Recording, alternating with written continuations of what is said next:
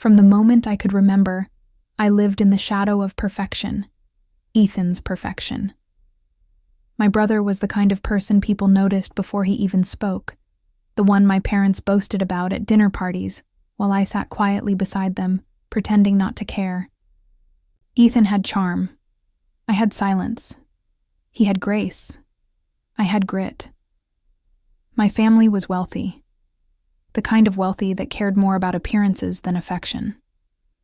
We smiled for photographs that never felt like memories. I learned early that in my house, love was conditional. My father, Leonard, was the kind of man whose approval came in small, rationed doses. When he laughed with Ethan, I memorized the sound, hoping someday he'd laugh like that with me. My mother played referee, but her version of fairness was silence, keeping peace by ignoring the imbalance that defined our family. I became invisible by necessity, not choice. Ethan's mistakes were boys being boys, while mine were proof I lacked discipline. He wrecked a car at 20. My father bought him another. I graduated top of my class. My father skipped the ceremony because business couldn't wait. It didn't matter that I never asked for help, that I paid my own tuition through scholarships and side jobs. To my father, independence wasn't admirable. It was defiance. I built my life in quiet rebellion. Every achievement was a small act of protest against the narrative that Ethan was destined for greatness, and I was simply the other one. I moved out young, choosing a modest apartment over the comfort of family money. It wasn't pride. It was survival. Every inch of distance gave me space to breathe. Years passed, and I built something real. I worked hard, saving relentlessly, until I bought my own penthouse, a place that stood high above the noise of my family's expectations. It wasn't about the view. It was about the silence. The night I moved in, I looked over the glittering city and thought, this is mine. No one can take this from me. For a fleeting moment, I believed that might finally earn me respect. When I told my father about the purchase, his reaction was colder than I'd imagined. No congratulations, no pride, just a long pause then. A penthouse? Seems excessive for someone without a family. His words stung more than I wanted to admit. I realized he didn't see me as successful. He saw me as selfish.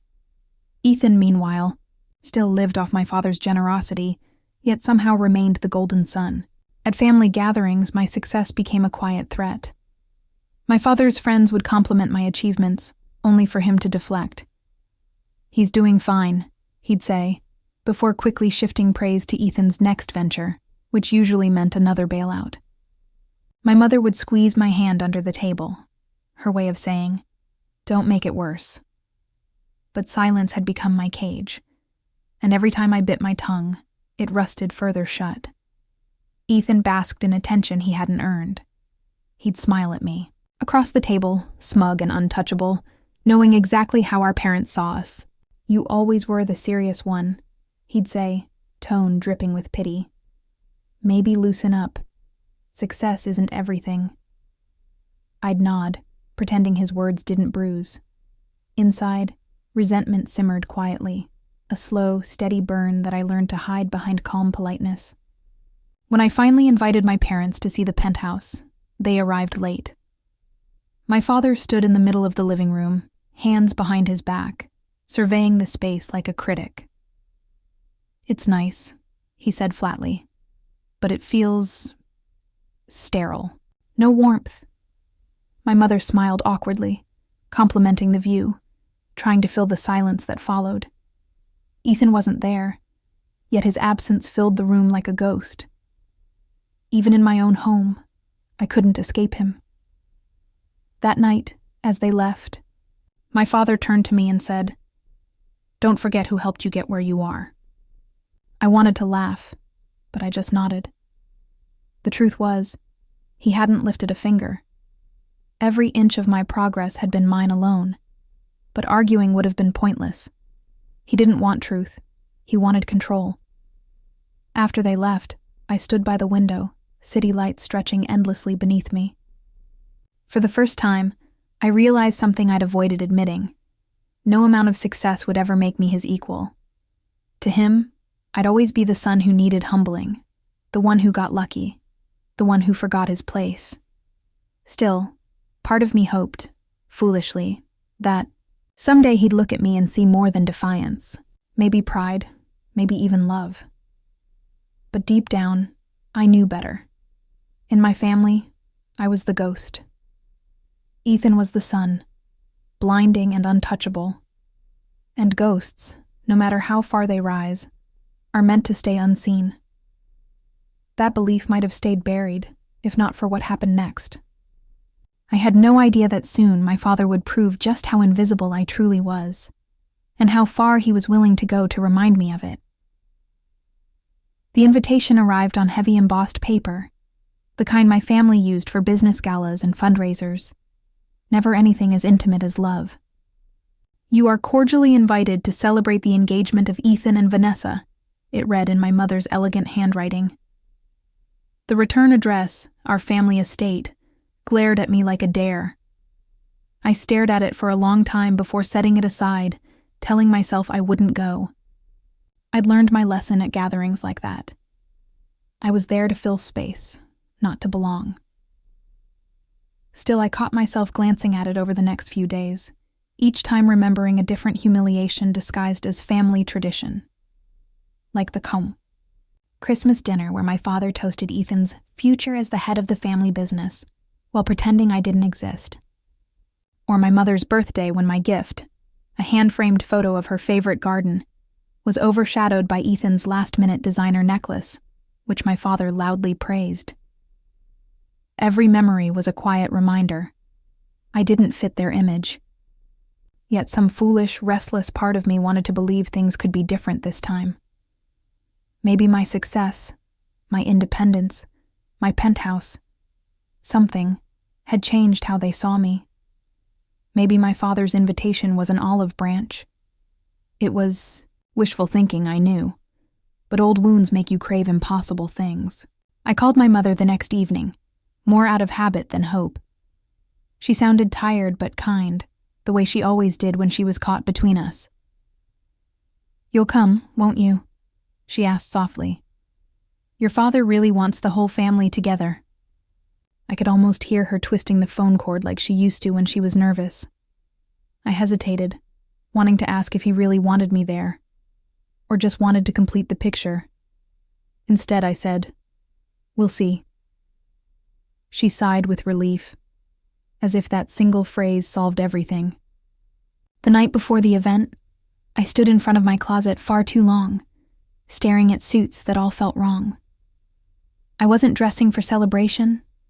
I was dressing for armor. No matter what I wore, I'd still be the outsider. But pride is a strange thing. It convinces you to show up just to prove you don't care. I chose a dark suit, sharp enough to feel like defiance, and told myself I'd leave early if it turned ugly. Driving to the estate the next day felt like slipping into an old scar. The closer I got, the more the air thickened with old memories. The way the gates creaked open, the endless driveway lined with trimmed hedges that hid too much. The mansion came into view, grand, immaculate, cold. I parked near the edge of the gravel circle, far from the luxury cars I knew belonged to Ethan's circle of friends. From inside, laughter drifted out. Easy, confident laughter I'd never mastered. Through the tall windows, I could already see Ethan, arm around Vanessa, glowing under chandeliers. They looked like a painting, perfect and untouchable. My stomach twisted, not from jealousy, but from the realization that nothing had changed. I was still the guest in my own family's home. For a brief moment, I thought about turning back. I could get in my car, drive home, open a bottle of wine, and watch the city from my balcony. My peace, my life, far from this circus. But that old, foolish hope whispered again. Maybe this time. Maybe he'd look at me and see more than the ghost. I straightened my jacket, inhaled once, and stepped inside. The music, the perfume, the chatter. It all washed over me in a dizzying blur. And just like that, I was back in their world. Pretending, not to feel the sting of being invited somewhere I was never truly welcome. The moment I stepped through the tall oak doors, the world blurred into light, laughter, and expensive perfume. Chandeliers glittered above polished marble floors, and waiters glided through the crowd with champagne flutes like synchronized dancers. The estate had always been excessive, but tonight it felt more like a stage, one built to glorify Ethan. He stood in the center of it all, beaming beside Vanessa, his arm draped around her like she was proof of his perfection. I walked in alone, my footsteps echoing too loudly, eyes turned. Some faces smiled politely, others whispered behind manicured hands. My father's voice carried from across the room, a deep, commanding tone that always made me straighten, even now. For a fleeting second, when his gaze met mine, he smiled, but then he saw the valet ticket still in my hand, and the smile faltered. I hadn't used the family chauffeur. I had driven myself. Independence to him wasn't dignity. It was defiance. "Ah," he said, too loudly, his tone wrapped in forced cheer. "You made it." His arm rested stiffly on my shoulder before falling away, his attention already drifting back toward Ethan. That brief contact felt like a transaction, proof he'd acknowledged me for the sake of the guests. Nothing more.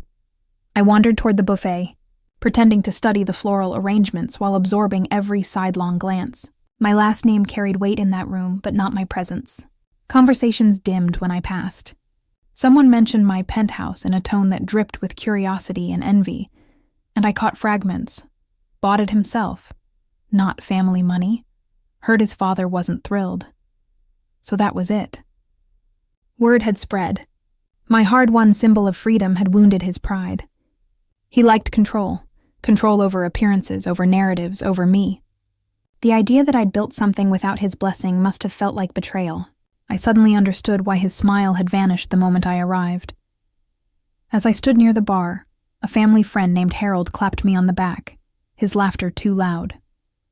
"So the rumor's true. Penthouse downtown, You're finally giving your old man competition." His wife shot him a warning look, but it was too late. My father's gaze had already shifted toward us, his expression unreadable. Ethan, noticing the tension, swooped in with his trademark charm. "Come on, Dad," he joked lightly. "You know he's just trying to keep up." The guests laughed, thinking it was harmless teasing, but I felt the sharpness beneath it.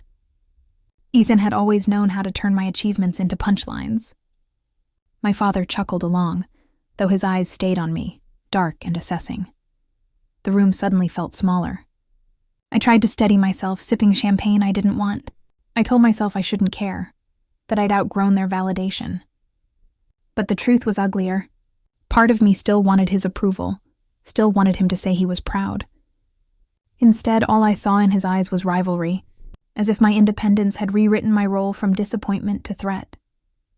When dinner was announced, everyone moved toward the grand dining hall, but I lingered behind for a moment, staring at the reflection of my father and brother in the mirrored wall. They looked like partners in legacy. I looked like a shadow that didn't belong to either. The murmur of laughter drifted from the next room, but I could already feel the storm building beneath the polite chatter. I straightened my jacket again, inhaled slowly, and followed them, fully aware that tonight wasn't about celebration. It was about control, and I had just unknowingly walked into a battle I didn't start, but could no longer avoid. The clinking of glasses rang like a chorus of approval as my father rose from his seat, holding the microphone with the authority of a man who'd spent a lifetime commanding rooms. His voice, smooth and booming, carried over the laughter and chatter. "Tonight," he began, "we celebrate not just Ethan and Vanessa's future, but the strength and unity of our family." The guests applauded, their smiles wide, their eyes gleaming with champagne warmth. I raised my glass halfway, forcing a polite grin, but something in his tone shifted. It was subtle, like a blade turning under silk.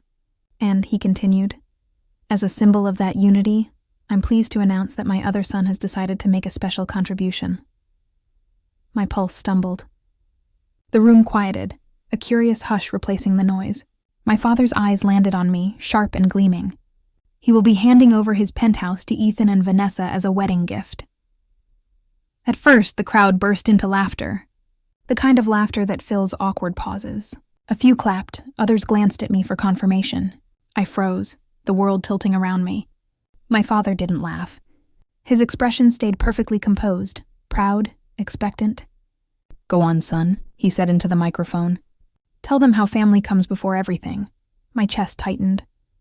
"That's not true," I said quietly, but my voice felt swallowed by the space. "I never agreed to that." A ripple of confusion moved through the guests. My mother's face paled. Ethan's smile twitched. My father lowered the microphone slightly, but his eyes didn't soften. "Don't make a scene," he hissed under his breath, though everyone was watching. "You owe this family your success. You built that life on our name." I stood slowly. "No," I said louder this time. "I built it because I refused to become your shadow." The silence was deafening. I could feel hundreds of eyes pinned to me, waiting for his response. My father's jaw clenched. The air thickened, heavy with disbelief. Then, without warning, his hand cracked across my face. The sound, sharp, final, cut through the music, the murmurs, the laughter. My head jerked to the side. The sting burned deep, but the humiliation burned deeper. For a moment, I couldn't breathe. My mother gasped.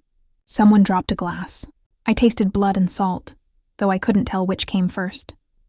My father stood there, chest heaving, microphone trembling slightly in his grip. "You will not embarrass this family," he thundered. His words echoed through the ballroom, but they didn't sound powerful anymore. They sounded desperate. I looked at him then, really looked, at the man who had spent his life building a fortress of reputation, terrified of cracks. Around us, guests pretended to look elsewhere, suddenly fascinated by their drinks. Ethan stepped forward as if to mediate, but I raised a hand to stop him. "No," I said softly. "You've embarrassed yourself enough for both of us."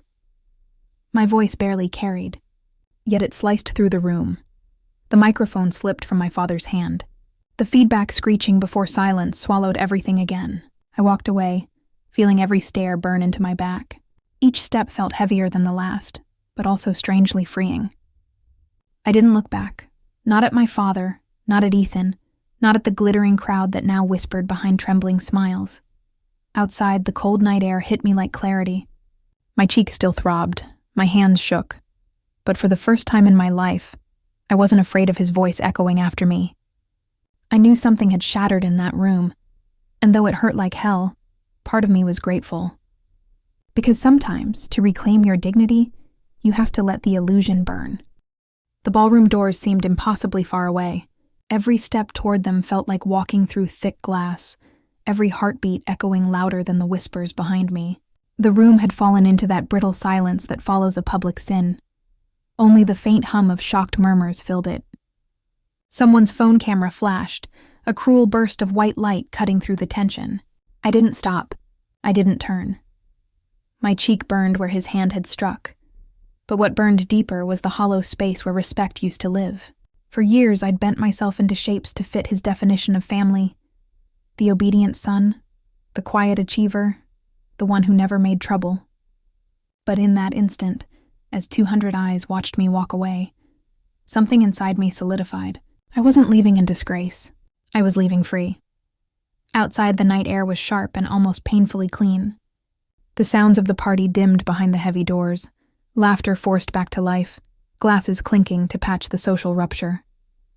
I stood in the circular driveway, my reflection caught in the glossy hood of my car. My face was flushed, but my eyes, they were steady. For a moment, I let the humiliation wash over me. It was bitter, thick with years of swallowed pride. Rage pulsed through my veins, demanding vengeance. But beneath it was something quieter, calmer. A clarity I hadn't felt before. Revenge didn't need to be chaos. It could be truth, and truth, when exposed, burns hotter than any lie.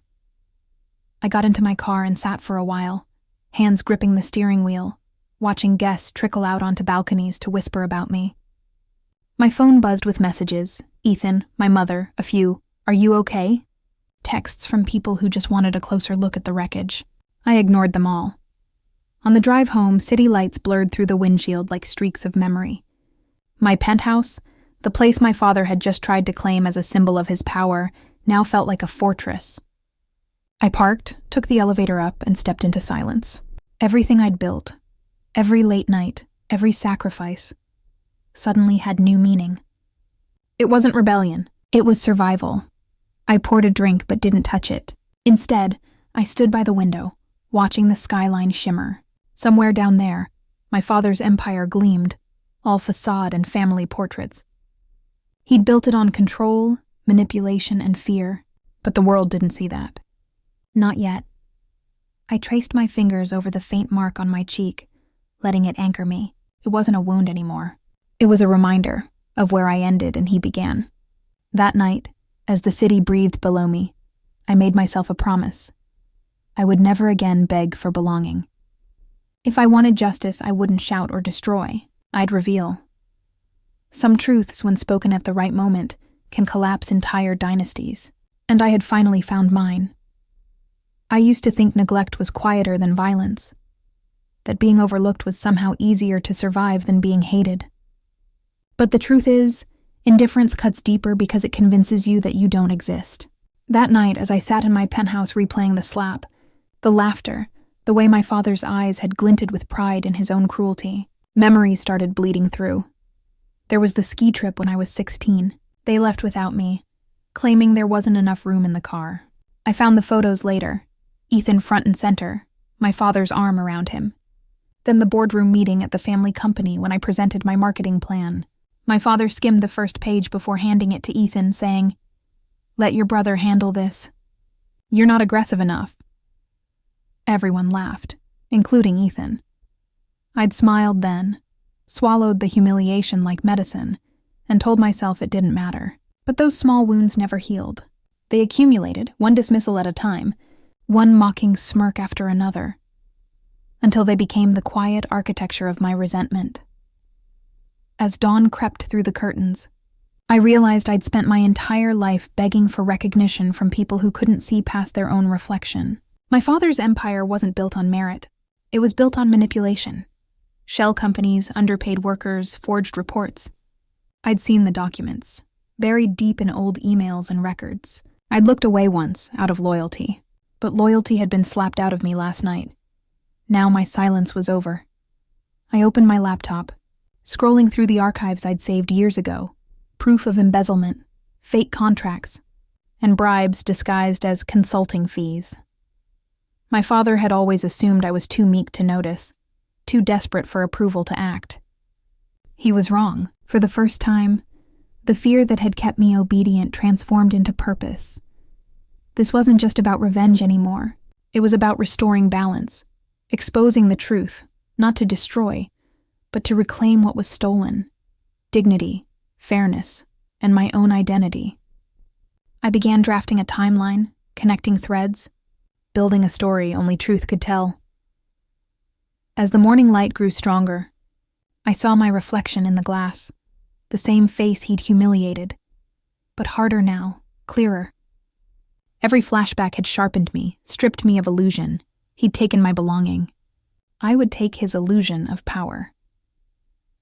The first time I met with my attorney after the party, I half expected judgment in her eyes. Pity, maybe. Instead, she listened carefully, flipping through documents with quiet efficiency. When she finally looked up, her voice was calm but firm.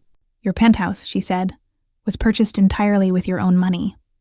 Not a cent from your father's accounts. He has no legal claim." The words felt like oxygen. For years, I'd let my father's wealth define the borders of my self-worth. Now, hearing that I had built something completely mine, it was liberation disguised as paperwork. My financial advisor joined us via video call, his tone sharper. "But your father," he said, "has exposure. Some of his assets are registered under shell entities, foreign, unstable, and suspiciously close to the edge of legality." I leaned forward. "Can you trace them?" He smiled slightly. "Already did." That night I began studying the tangled threads of his empire, company names that looped back into each other, funds hidden under charitable fronts. It was an illusion of power built on manipulation, all dressed up in respectability.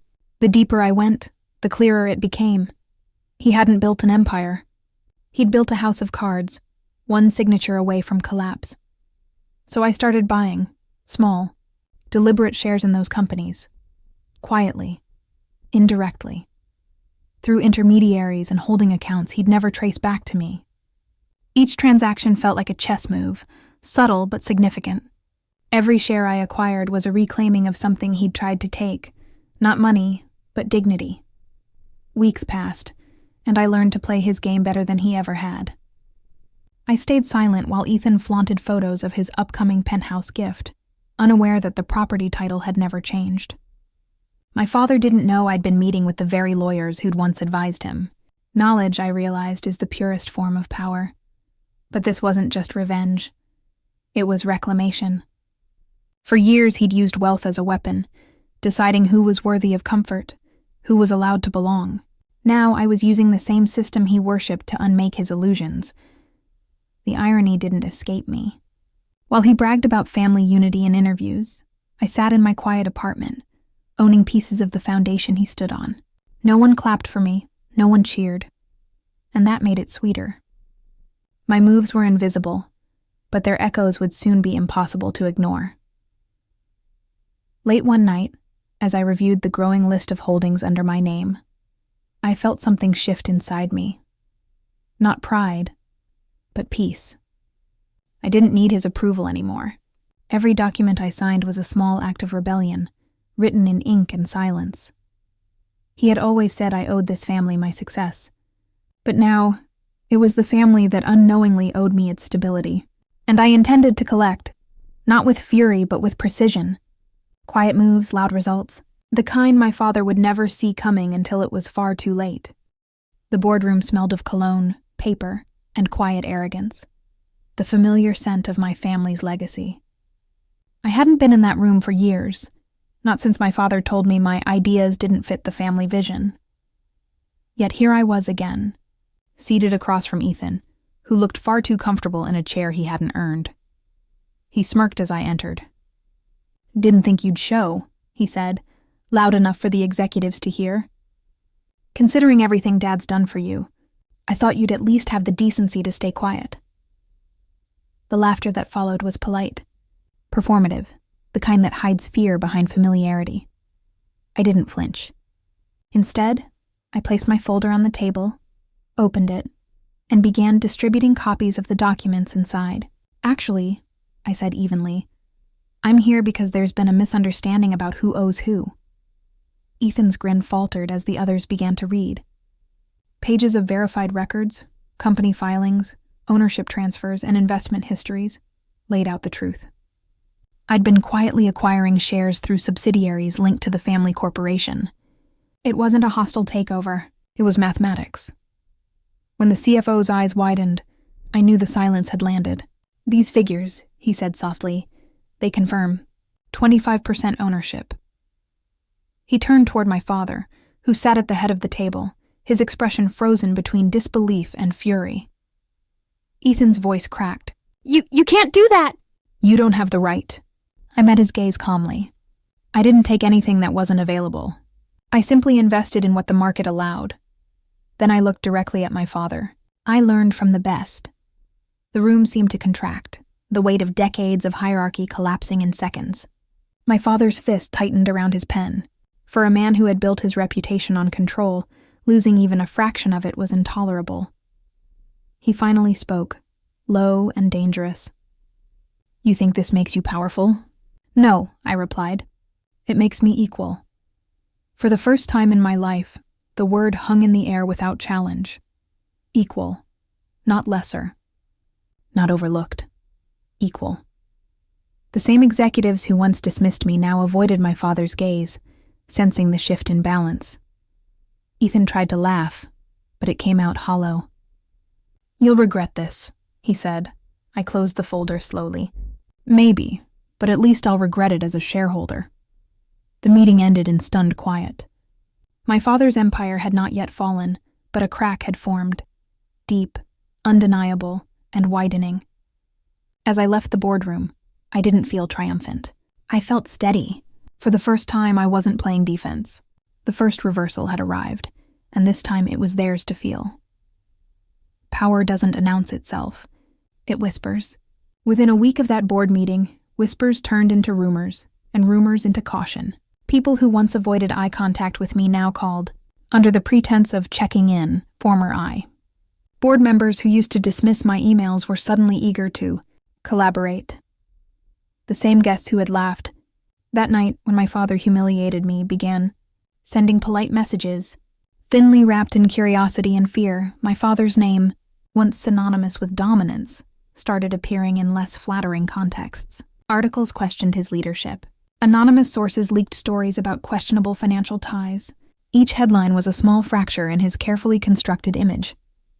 Ethan tried to defend him publicly, but his confidence cracked on live interviews, his words wobbling under the weight of half-truths. The irony didn't escape me. I didn't have to destroy anyone. They were unraveling under their own arrogance. I just had to stay still long enough for the storm they created to circle back. And yet, as satisfying as it was to see their empire tremble, a strange emptiness lingered beneath the surface. Late at night, sitting by the window of my penthouse, I'd replay the moment my father struck me. The anger was fading, replaced by something more complicated: grief. Grief for the son I had been, the one who still wanted to believe that someday he'd earn love instead of fear. Part of me wanted to keep pushing, to strip everything away until they felt what I had felt: invisible, unwanted, small. But another part, quieter, more human, wanted peace. I didn't want to become the mirror image of the man I despised. My attorney once told me, "Revenge feels like power until you realize it's just another form of control." I was starting to understand that.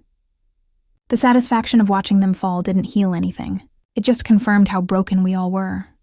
Still, I couldn't stop the momentum. The truth I'd unleashed had a life of its own now.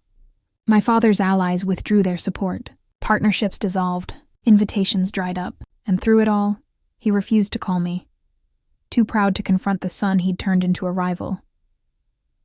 By the time the family estate appeared in foreclosure rumors, even Ethan went silent. I stood at the window one evening, city lights glimmering below, and realized I'd become what I always wanted to be: seen. But being seen didn't feel like victory. It felt like standing alone on a hill made of ashes. The reckoning I'd set in motion wasn't just his. It was mine too. The envelope was thick, expensive, embossed with gold lettering that gleamed in the morning light. My name, written in Ethan's fiancée's elegant script, almost made me laugh. For a moment I thought it was a cruel joke. But no, it was real. The invitation to their wedding, hosted in the same ballroom where my father had slapped me before 200 guests. The symmetry was too perfect to be coincidence. My first instinct was to tear it apart. I could already imagine the crowd, the same social parasites who had watched my humiliation with polite fascination. Declining would have been easy, clean, quiet, dignified. But then I thought of that stage, that microphone, that night that had reshaped me. Maybe it was time to step back into the same room, not as a victim, but as someone unshaken. I placed the invitation on my desk and stared at it for a long time. Months had passed since the fallout. My father's empire was now an echo of its former self. Lawsuits, investigations, empty offices. Ethan had been scrambling to hold things together, but the shine was gone. Their world had shrunk, and yet, here they were, inviting me to celebrate love and unity under the same chandeliers that had witnessed their cruelty. It wasn't vengeance that made me accept.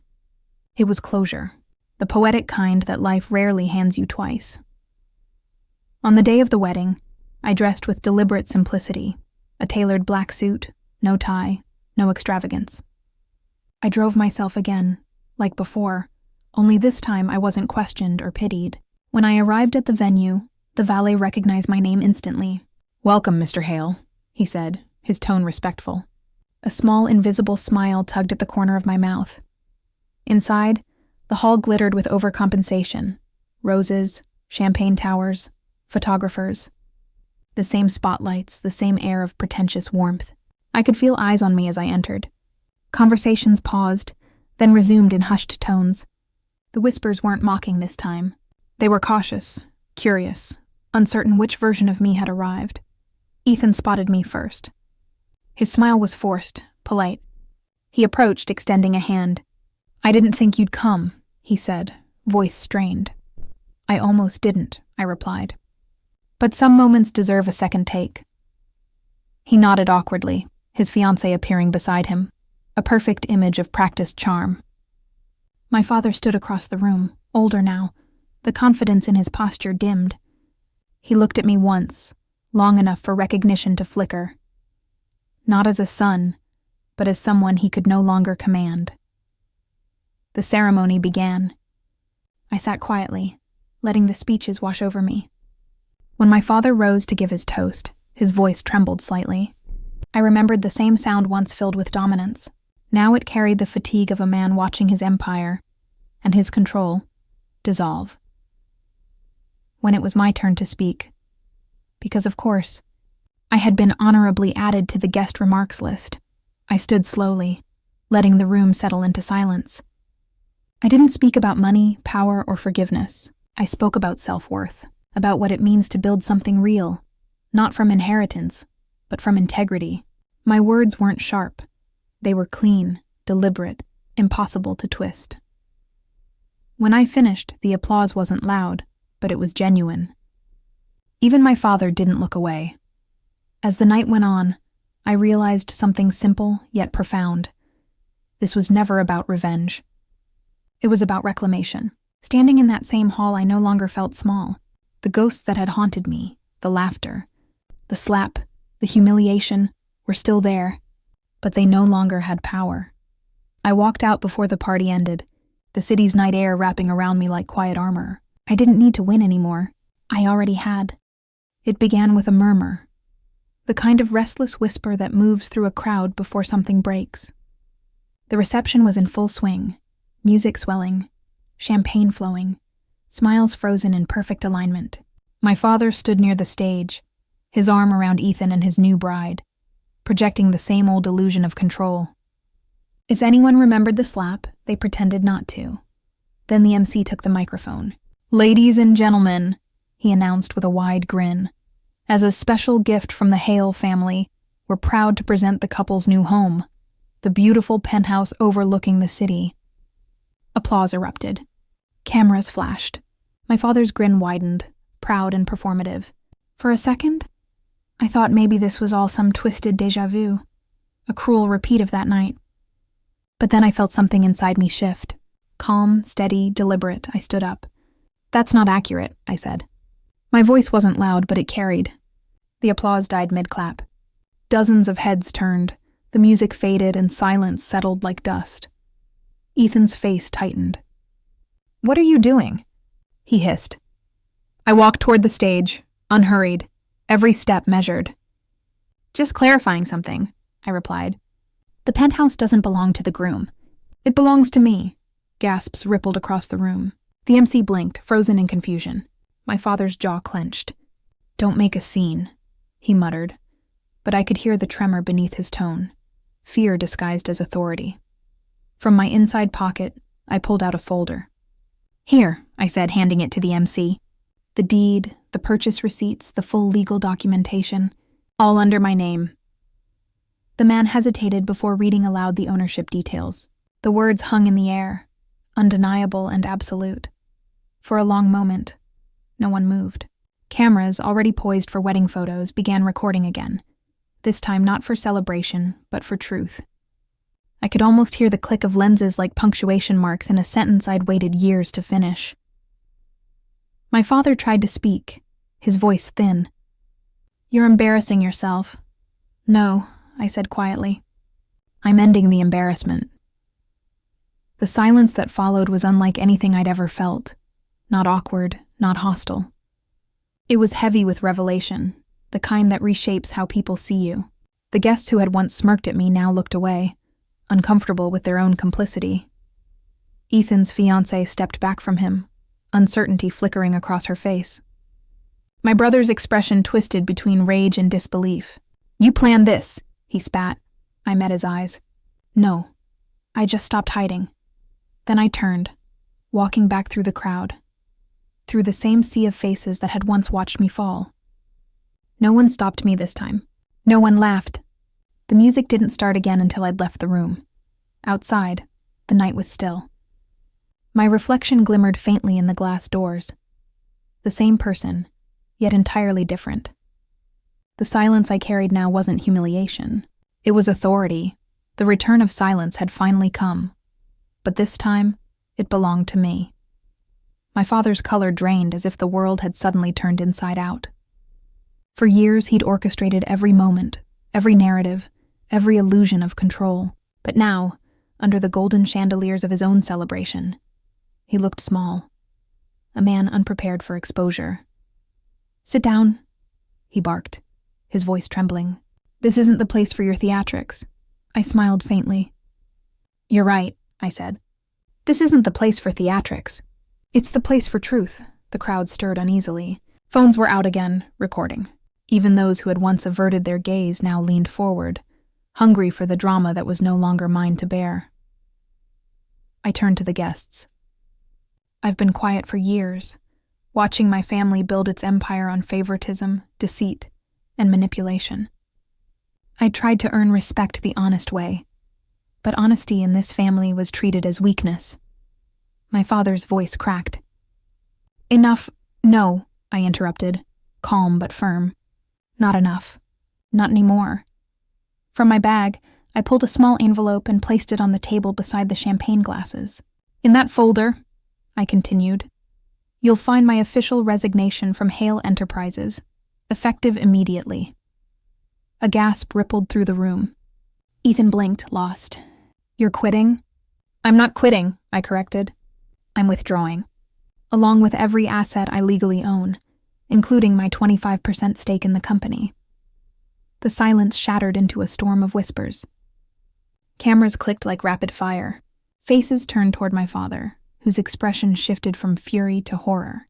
He understood what it meant, how much that quarter share was worth, and what losing it would do to his public image. "You can't just take—" "I can," I said softly.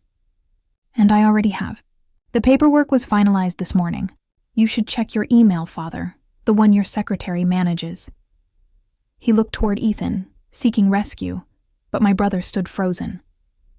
His fiancée edged away from him, whispering something about not wanting to be dragged into this.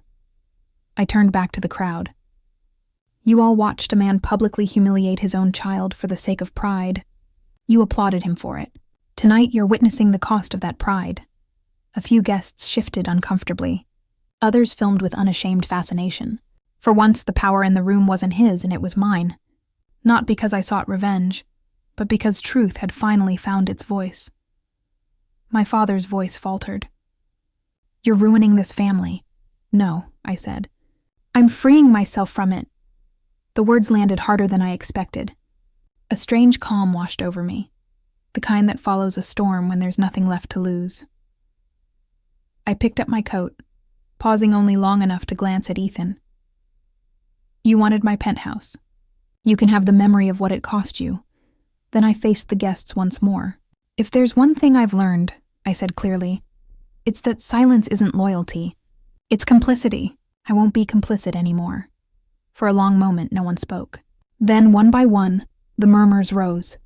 Pity from some, disbelief from others, awe from a few who recognized what they'd just witnessed. A legacy dismantled in real time. My father sagged into his chair, his empire crumbling not through scandal or sabotage, but through truth delivered with precision.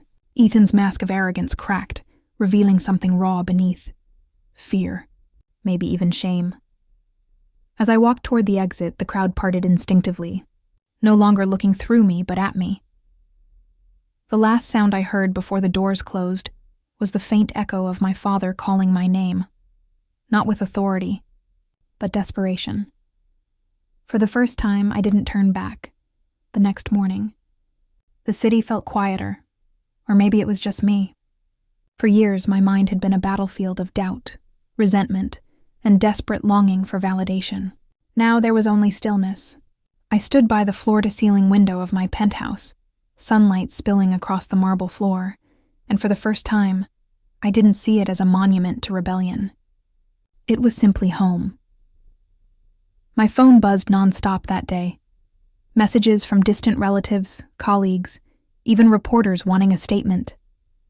I ignored them all. I didn't owe anyone explanations anymore. The story had already told itself. Somewhere out there, my father was probably reeling, trying to piece together his fractured image. But the thought didn't satisfy me as much as I'd once imagined. Revenge, I realized, wasn't about winning. It was about releasing what no longer served you. I had carried their approval like a wound, bleeding myself dry to earn a love that was never unconditional. But when I walked away from that wedding hall, I also walked away from that hunger. That night, I poured a glass of wine and sat on the terrace, watching the city lights pulse below. Every flicker reminded me of how far I'd come, from being the family's afterthought to being my own person. My penthouse wasn't a prize. It was proof. Proof that I could exist, thrive, and build something beautiful without permission. Somewhere deep down, I hoped they would find their own kind of peace, even if that peace came through loss. Maybe one day my father would understand that control and love aren't the same thing. Maybe Ethan would learn that being the golden son doesn't make you untouchable. But those lessons weren't mine to teach anymore. As the night deepened, a quiet smile found me. The silence that used to feel suffocating now felt sacred. No audience, no expectations. Just me, my breath, and the faint hum of the city. My city.